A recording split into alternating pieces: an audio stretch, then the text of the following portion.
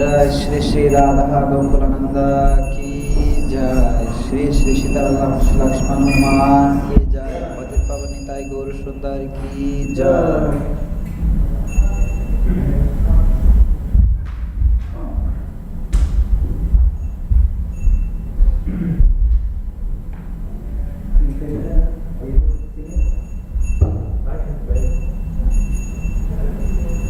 Hare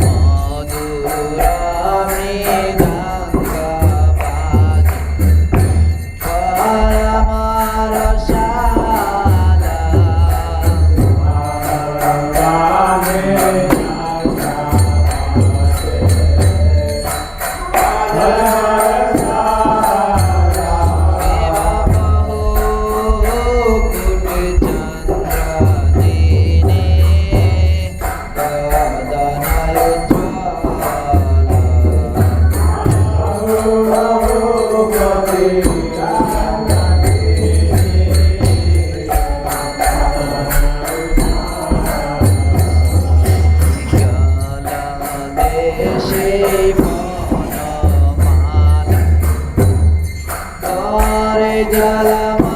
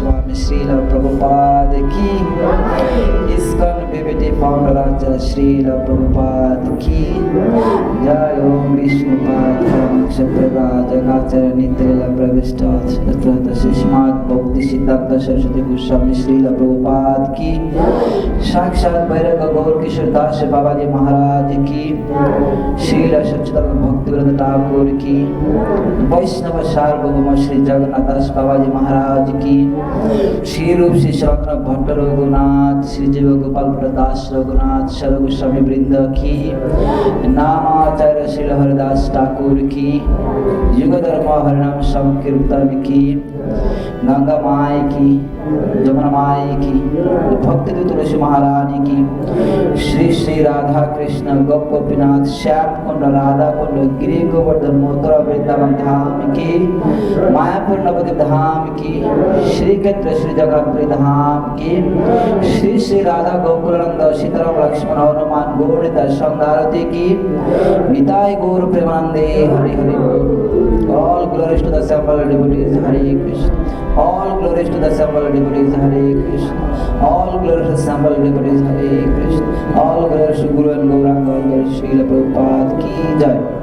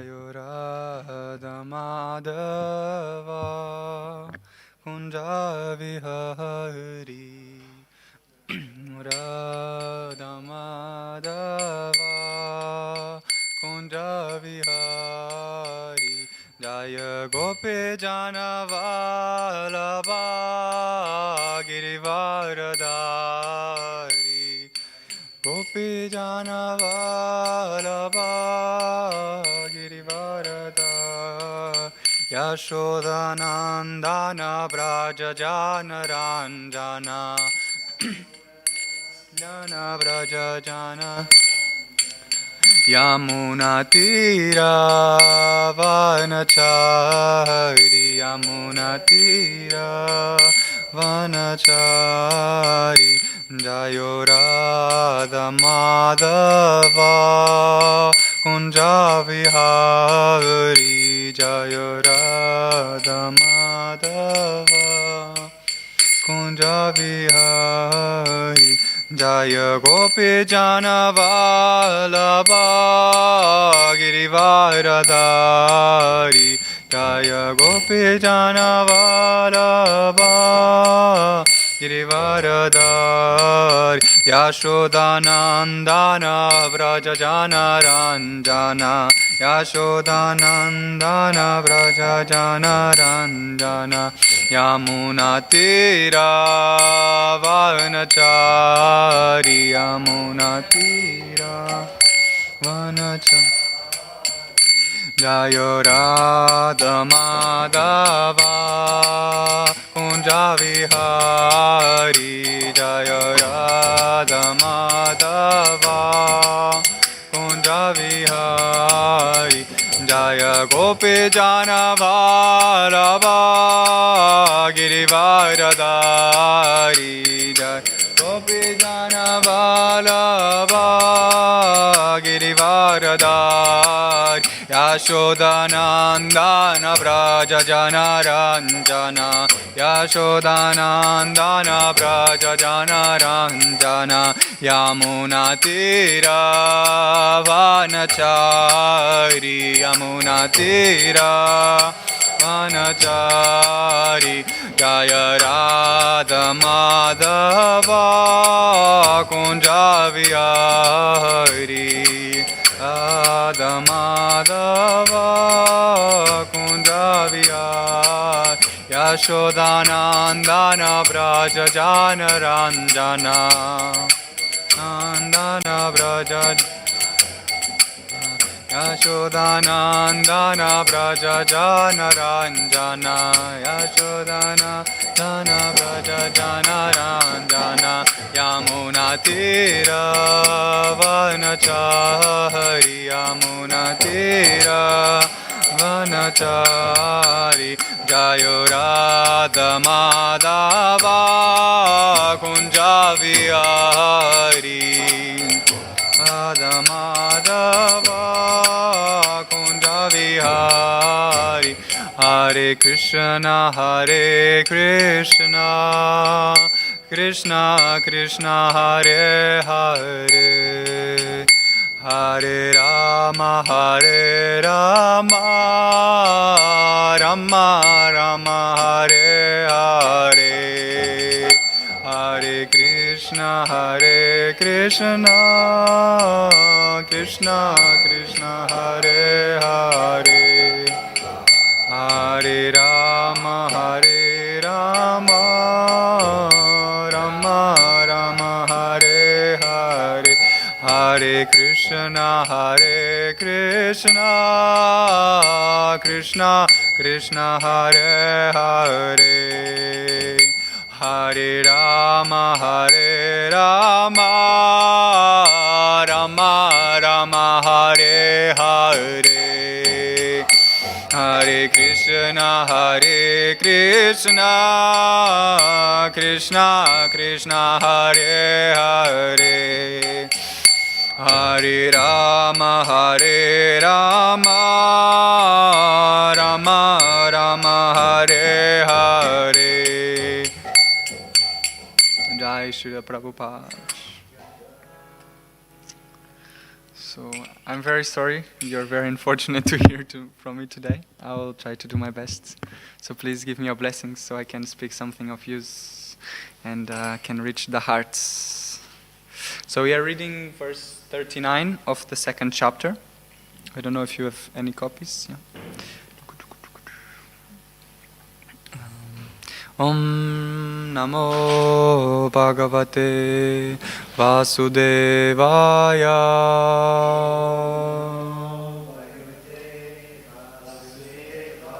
Om Namo Bhagavate Vasudevaya.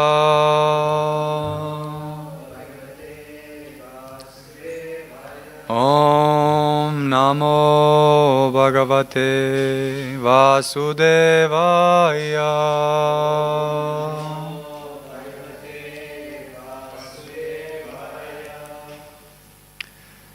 Isate.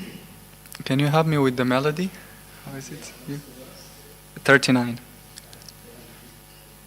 239, yeah. Isate Bihita Sankhye Buddhir. Maybe repeat after me, we do line by line.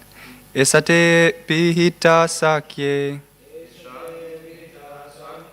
Buddhir Yoge Tve Imam Shrinu Buddhya Yukto Yaya Partha Karma Bandham Prahashyasi. Esate Bihita Sankhye Buddhir Yuge Tve Imam Shrinu Buddhya Yukto Yaya Partha Karma Bandhan Prahashyasi. Ishate Bihita Sakye Buddhir Yoge Tve Imam Shrinu Buddhya Yukto Yaya Partham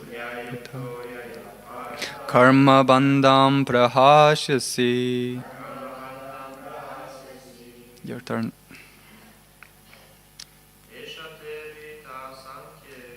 Ishate Bihita Sankhye Buddhir Yoge Tve Imam Shrinu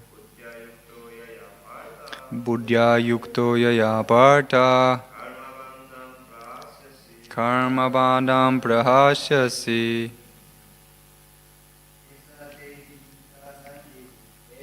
Tate Bihita Sankhye Buddhir Yoge Hinam Shinu Buddhya Yukto Yaya Partha Karma Bandham Prahashyasi. Ishate Bihita Sankhye Buddhir Yoge Te Imam Shrinu Buddhya Yukto Yaya Partha Karma Bandham Prayashasi. Mothers.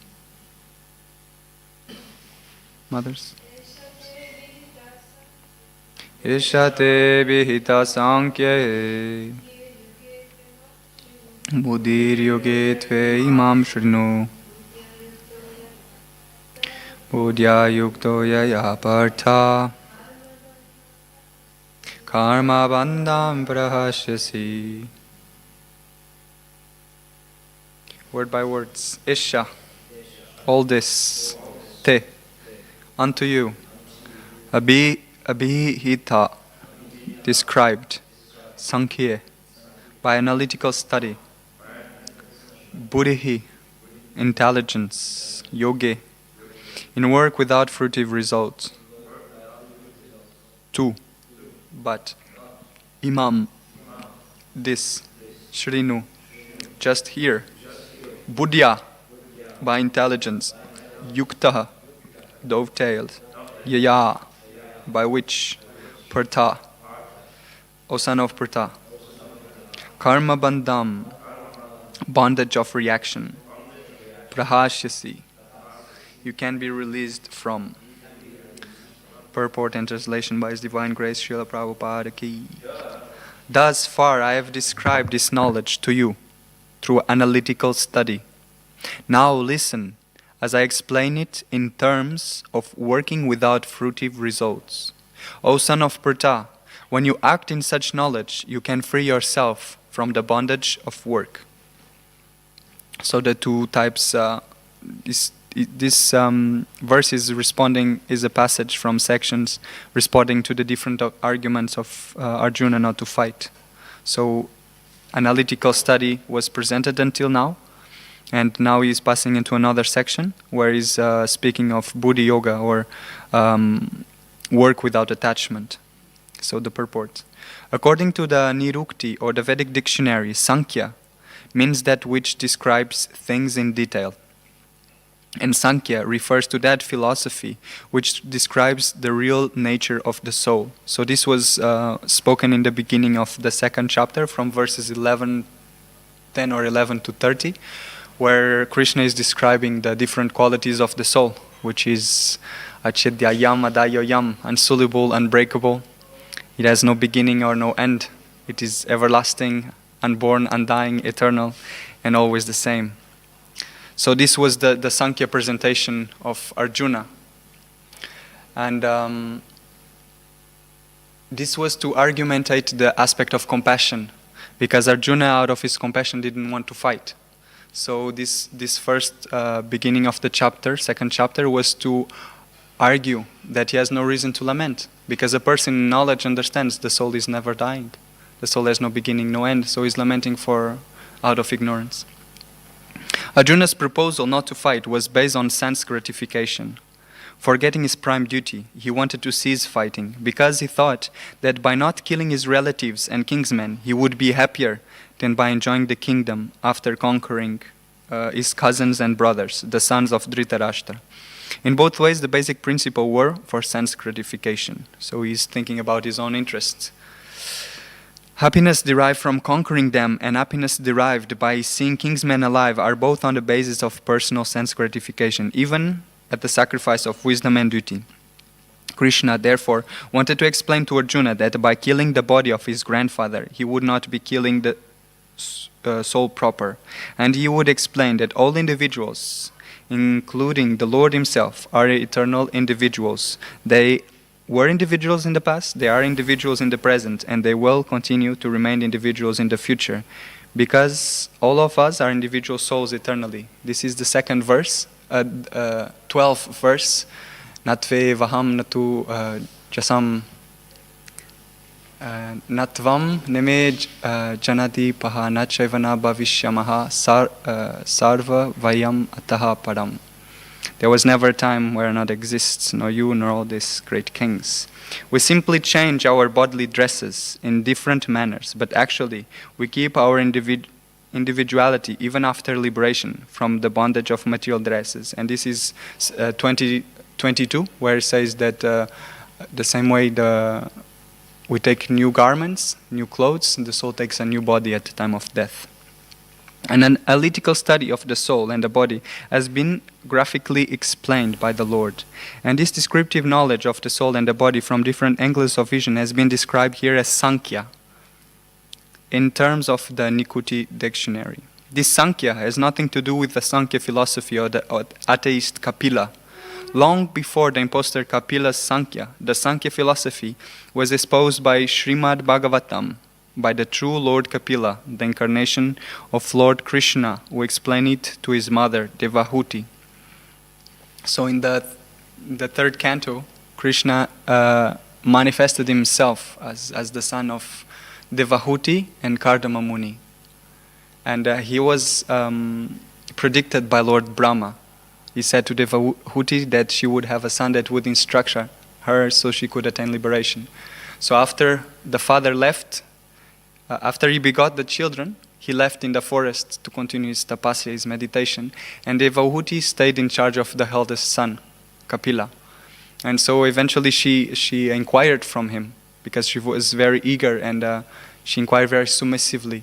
And so Kapila instructed her on the philosophy of Sankhya, where he describes, I was looking, and it's basically on chapter 26, that his mother inquires about the Supreme Lord and the creation, and so he decomposes everything.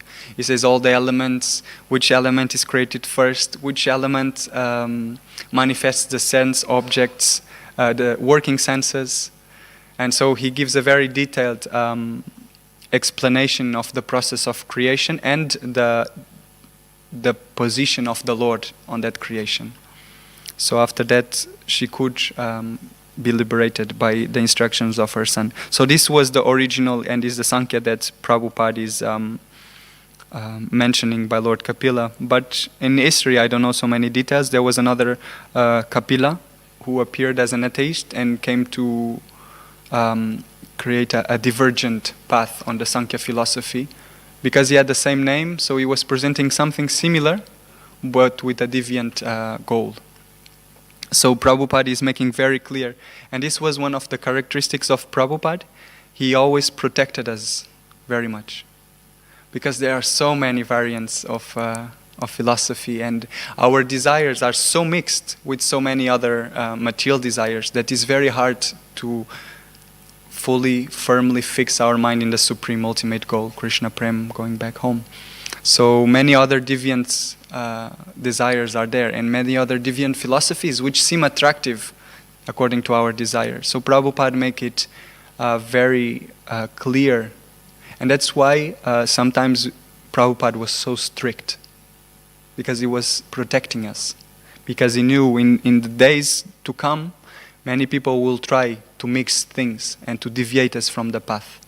So Prabhupada was strict, he was sharp, so that we never go out of the path. So we stay as bhaktas, as devotees of Lord Krishna, serving him. It is clearly explained by him that the Purusha, or the Supreme Lord, is active, and that he creates by looking over Prakriti. So in the 10th verse of this 26th chapter of 3rd canto, he has explained the difference between Pradhana, and Prakriti. So the Pradhana is the total sum of unmanifested material energy. It's like everything is on a hold. Everything is present, but is not manifested. It's just holding. And when the Lord glances over it, then it becomes alive. Then it takes shape and becomes Prakriti, the material creation. So Prabhupada has mentioned that. This is accepted by the Vedas in the Gita. The description in the Vedas indicates that the Lord glanced over Prakriti, or nature, and impregnated it with atomic individual souls. All these individuals are working in the material world for sense gratification. And under the spell of material energy, they are thinking of being the enjoyers. And it reminds me of a verse in the 7th chapter, 7.5. Apareyam zitatve anyam prakriti me param jiva bhutam mahabaho yaidam daryate jagat. Besides this, O mighty Arjuna, there is another superior energy of mine, which comprises of the living entities, which are exploiting the resources of this material energy. So Prabhupada is presenting these two energies, the superior energy, the inferior energy. And he's explaining how the Lord is impregnating. Because he's mentioned, in the verse, he's mentioning about Sankhya, which was the things. So Prabhupada in the purport is elaborating on Sankhya. So he mentions where Sankhya was spoken by Kapila Dev. What is Sankhya? Sankhya is decomposing the creation. So here he's elaborating a bit on that. There's Pradhana, there's Prakriti. Prakriti is when the Lord glances over. And so there is these two energies, the living entity and the material creation. This mentality is dragged to the last point of liberation when the living entity wants to become one with the Lord. This is the last snare of Maya, or sense gratificatory illusion. And is only after many, many births, such sense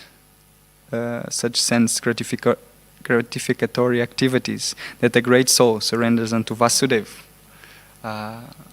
Bahunam janmanamante gyanavam mam prapadyante Vasudeva sarvam iti samahatma sudurlabha. Very rare are those souls who after many, many births understand the Lord as the supreme causes of all causes and surrender unto Him. So many births so that we can recognize the Lord and take shelter of His lotus feet. Lord Krishna thereby fulfills the search after the ultimate truth. Then he responds, when we surrender, yeyatamam prapadyante tams tataiva bhajamyaham. As we surrender, he rewards. So he gives us that, the fulfilling of our search. Arjuna was already accepted, has already accepted Krishna as his spiritual master by surrendering himself unto him. Shishasteham sadimam tvam prapanam. Consequently, this is 7th verse in the beginning of the chapter. Consequently, Krishna will now tell him about the working process in Buddhi Yoga or Karma Yoga. In other words, the practice of devotional service only for sense gratificatory of the Lord. This Buddhi Yoga is already explained in chapter 10, verse 10. Satatam yuktanam satatam, how is it? Tesham satatam yuktanam bhajantam priti purvakam dadami buddhi yogam tam yenomam upayantite. So this is the transaction, and this section goes, I'm not sure exactly, until verse 43. Yeah, I think 39 to 53, something like this. And so it's presenting the Buddhi Yoga. So before verse 29, Krishna was presenting Buddhi Yoga, Sankhya Yoga. So he was describing the soul. He was presenting the soul as indestructible, and this was what he meant in the verse by Sankhya, was when he was decomposing the meaning of the soul. After that, he counter-argues the aspect of enjoyment. He said, fortunate are those kshatriyas who this opportunity comes. So he arguments against the compassion of Arjuna in the beginning of 12th, second chapter. And then he argued against his argument of enjoyment. He said he would not enjoy. Krishna says, no, if you die, if you live, you will enjoy.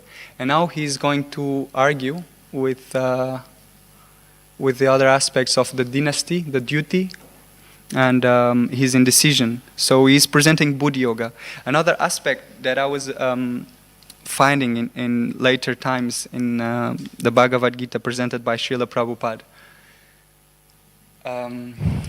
I was reading the translation of Bhaktivedanta Thakur on the Bhagavad Gita, and I found something interesting is that in the 3rd chapter we speak there is karma, vikarma and akarma. And I noticed Bhaktivedanta Thakur translates akarma as cessation from work.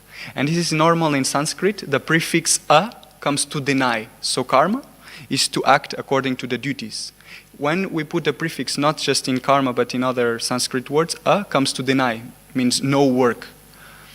However, when Prabhupada is presenting akarma, contrary to the presentation of Bhaktivedanta Thakur who says cessation of work, inactivity. This is the translation presented by Bhaktivedanta Thakur, one of the predecessor acharyas. Prabhupada said, work in devotion, no reaction in the material world. So you see, one is saying there is no work. Another is saying work in devotion, but no reaction. One says no work, another no reaction, but still work. So I asked, what is this? Prabhupada is translating, but it's not like, who is true? And Parama Karuna kindly, with knowledge, enlightened me, and he helped me to understand the eagerness that Prabhupada had to bring us back to Godhead. Many times, and indeed in this verse, we see it again. He says, consequently, Krishna will now tell him about a working process in Buddhi Yoga or Karma Yoga, or, in other words, devotional service. So again, he's putting everything into devotion. He's bringing us very quickly to the ultimate conclusion. Because we could spend so much time, how is that verse? Trai gunya vishayate veda, nishtrai gunya bhavarjuna. The Vedas deal mainly with the 3 modes of material nature. So we could spend so much time in the flowery words of the Vedas, Buddhi Yoga, Akarma, and trying to decompose and understand all these meanings. Prabhupada is bringing us straight. Bhakti. Buddhi Yoga equal Bhakti. Akarma equal Bhakti. Everything equal Bhakti. This is the conclusion. This is the ultimate purpose behind. This is Krishna. Karma Krid. Vedanta Krid. Vedanta Vid. Eva Chaham. I'm the conclusion of the Vedas. So here again, Prabhupada is putting Buddha Yoga as bhakti, devotional service. He's bringing us very fast to the conclusion. And I went to search a few points on eagerness, because it's such an important thing. And many times we hear that is the ingredient, the secret ingredient to go back home. So Jayatirtha, one of Prabhupada's disciples, is asking, if one isn't eager, how can we become eager, Srila Prabhupada? How can we become eager? By association, Prabhupada is saying. By association. Therefore, this society, we are giving chance. You were not eager 4 years ago. Now, why are you eager? You come to the society and become eager automatically. Satam prasangam mama viryasam vito bhavanti krid karna rasayanat kataha. By satsanga, it becomes very pleasing to the heart and to the ear. If you little try, then it becomes successful. But these so-called satsanga, professional, hired Bhagavat readers, then it will thousand years will no effect. So how do we cultivate eagerness? Association. Be with those who are eager to hear. And this is the secret, is to be eager to hear and to chant. Another quote that I found from Prabhupada, this is the instruction of Rupa Goswami. Krishna bhakti rasa bhavitamatir kriyatam yadi kutopi labhyate tatra lolyam ekalam mulyam na janma koti shukratir labhyate. Very nice verse. He instructs that if you can purchase Krishna consciousness from any market, any store, please immediately buy it. The next question is, then what is the price? What shall I pay for it? And Rupa Goswami says, oh, the price is simply your eagerness. Tatram lolyam, yes, I must have Krishna consciousness. How much do we have this? Yes, I want this greed for Krishna consciousness. This greed to hear Hari Katha. This greed for relishing the holy names of Hari. How much do we have? Tatra lolyam. Yes, I must have Krishna consciousness. And this is the price. Lolyam, that eagerness, is not achieved after many births, but that is the price. Lolyam. Therefore, it requires a little intelligence. Oh, such a valuable thing. I can purchase only by eagerness? Why not become eager immediately? If it's only eagerness, why not to become eager immediately? Why not to use some intelligence? This is what I need for Krishna consciousness. Let me become eager. Eager to relish Harikatha. Eager to relish the holy name. So let's continue to go on the purport. But I just wanted also to mention a bit on this eagerness from our side, but also to acknowledge the eagerness that Srila Prabhupada has to save the fallen souls. How he's, in his purports, in his translations of Srimad Bhagavad Gita, bringing us to the conclusion of what is this transcendental knowledge. The conclusion is Bhakti Yoga. So he's bringing us very fast to that conclusion. So I continue reading. This Buddha Yoga is clearly explained in chapter 10, verse 10, as being direct communion with the Lord. We sitting as Paramatma in every heart. One who constantly serves me with devotion, I give them the understanding by which then come to me. So this is verse 10:10. So as we serve him, he's reciprocating with that. He's giving us this intelligence that we need to purchase Krishna consciousness. He's giving the intelligence by which we can cultivate eagerness. One who is therefore situated in devotional, transcendental loving service to the Lord, or in other words, in Krishna consciousness, attains to the stage of Buddha Yoga by the special grace of the Lord. The Lord says therefore that only to those who are always engaged in devotional service out of transcendental love does he award the pure knowledge of devotion in love. So how does Krishna gives us the understanding? Again, is by our engagement. By the grace of the Lord we attain bhakti. Our requirement is our eagerness, but we must depend on him. We must leave the ultimate result to the Lord and constantly beg that He descend upon us that grace of having bhakti, of cultivating bhakti. So we are eager, but we are dependent also, because ultimately is His will, is His grace. And that's the magic of bhakti, is that we are merely servants, menial servants. We are, sometimes I like to think as a slave, the slave has no right to choose this or that. He does. But then his life becomes to serve the master. So we must become the slaves of our Gurudev. I see it sometimes in that way. It helps me to understand the mood of what is a pure servant, Yeah, he has no other thing. He has a chain and he goes nowhere. But he serves his master. He was born with the chain, he will die with the chain. But his only thing is to serve his master, because he knows nothing else. He knows nothing else that to serve. Thus Buddha Yoga, mentioned in this verse, is devotional service of the Lord. So again he's mentioning. And the word Sankhya, mentioned herein, has nothing to do with the atheistic Sankhya enunciated by the impostor Kapila. So the two things Prabhupada is helping us with. First, as just revising a bit, not to create deviations. So he's very sharp, he's saying this is the atheistic, is not it.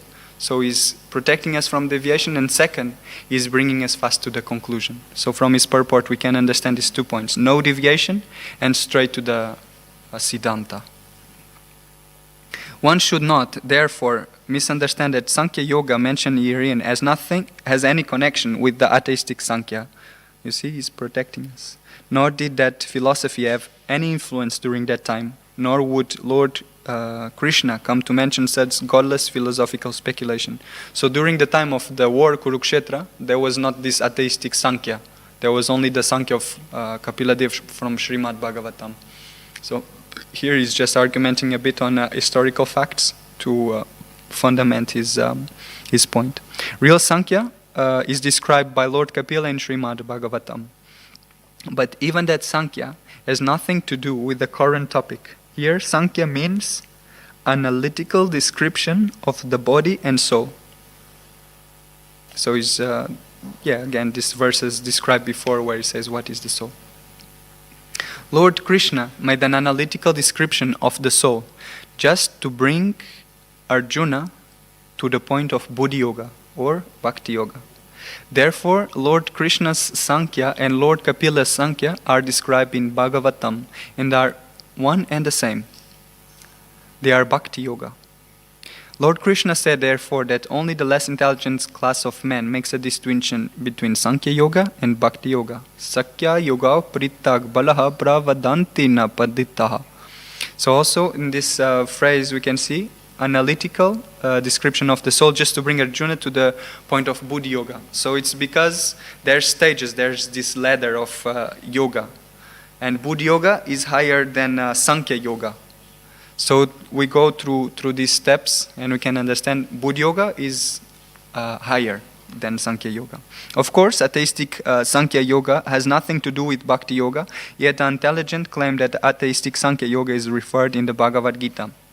One should therefore understand that Buddha Yoga means to work in Krishna consciousness, in the full bliss and knowledge of devotional service. One who works for the satisfaction of the Lord only, however difficult such work may be, is working under the principle of Buddha Yoga and finds himself always in transcendental bliss.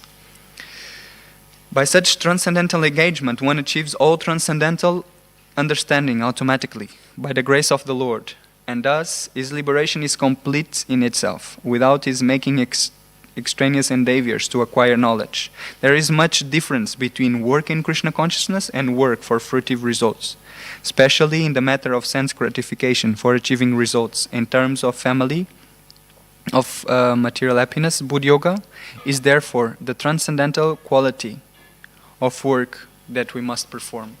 So here ends the purport of Srila Prabhupada. So is Buddha Yoga is the ultimate quality of work that we must perform. Is the highest stage of yoga. So in this few verses that come is elaborating on the meaning of Buddha Yoga. And basically, what he's presenting to us is that one has the right to perform his duties, but is not entitled to the fruits. So he's presenting us this form of devotional service where we are not attached, where we are detached from the results of our actions. One considers himself not the cause of such activities and is not attached to doing his duty. And then he gives the instruction to Arjuna. He says, perform your duty equipoising, abandoning all attachments to success or failure. Such equanimity is called yoga. So this is a very important quality also to cultivate in our devotional lives, and not always easy, that equanimity, to be detached from the results of success, failure, happiness, distress, to remain steady regardless of the obstacles or the advantage that come, to remain fully faithful, because in this way one can transcend the modes of material nature. Mam chayo vyabhyacharena bhakti yogena savate sagunan samititaitan brahmabhuyaya kalpate. And by transcending the modes, by inflicting devotional service, one attains to the platform of Brahma, to the realization of the supreme transcendental truth. So we must also take this inspiration from Srimad Bhagavad Gita and cultivate equanimity in our life, to be indifferent but very attached to our service, to our duty, because this equanimity it can be sometimes, due to ignorance, misunderstood as inaction, as negligence from our mundane affairs. By a higher goal or higher purpose, we neglige our body, we negligence our relationships and everything we care for or we're in charge of for a higher purpose. But Krishna is saying, no, perform your duties equipoised.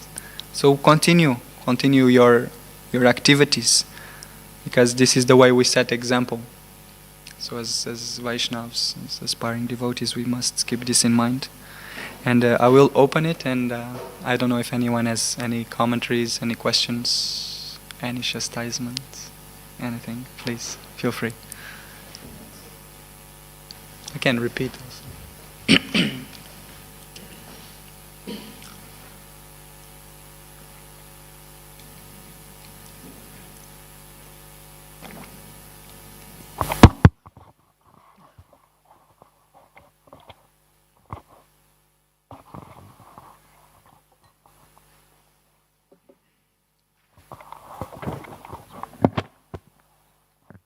Thank you, Prabhu, for the class.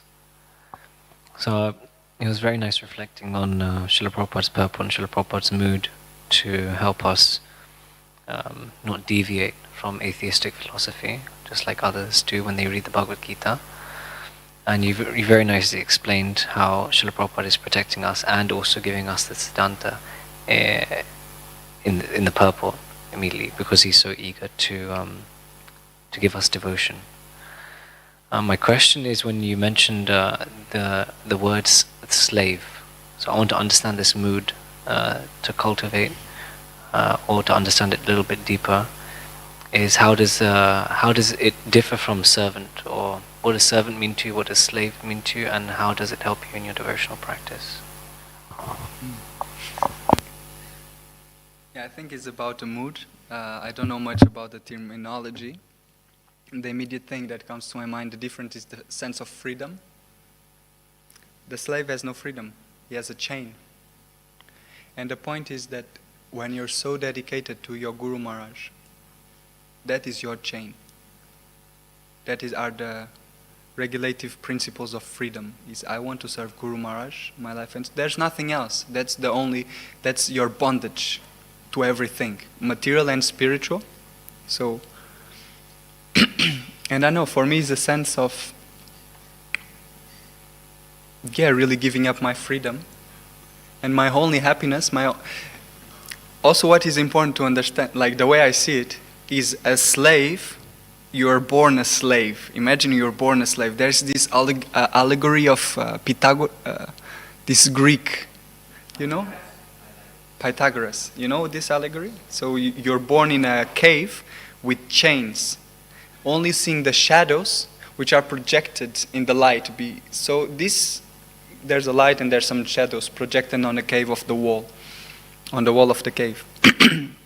And so you're born with these chains, and that's everything you saw your whole life.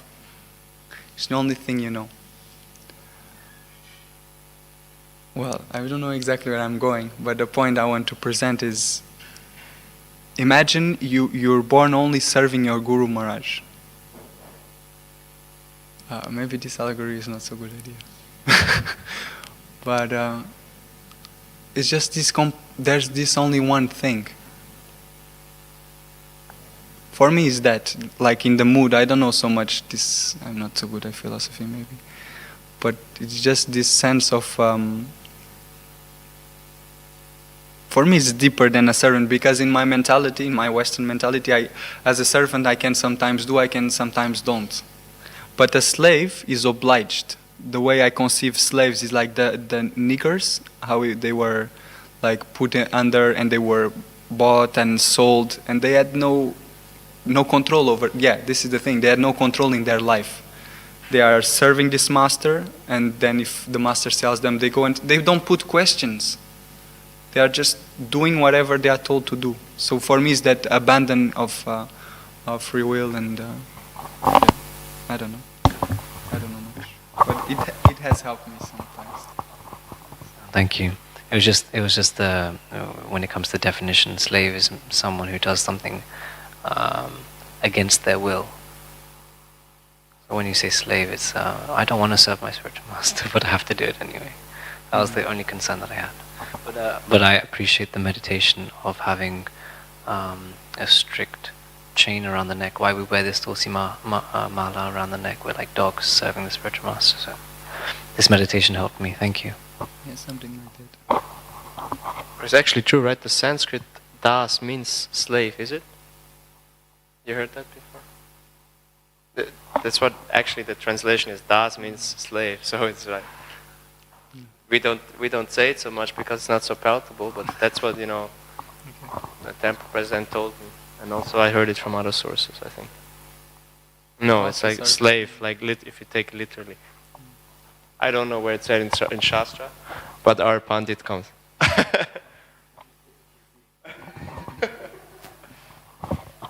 I had one other little question, if I may, a little bit technical question, but it's mentioned. You read in the purport that only the less intelligent class of men make a distinction between Sankhya and Bhakti Yoga, and at the same time we know, like you mentioned also, that there is a difference on the yoga ladder between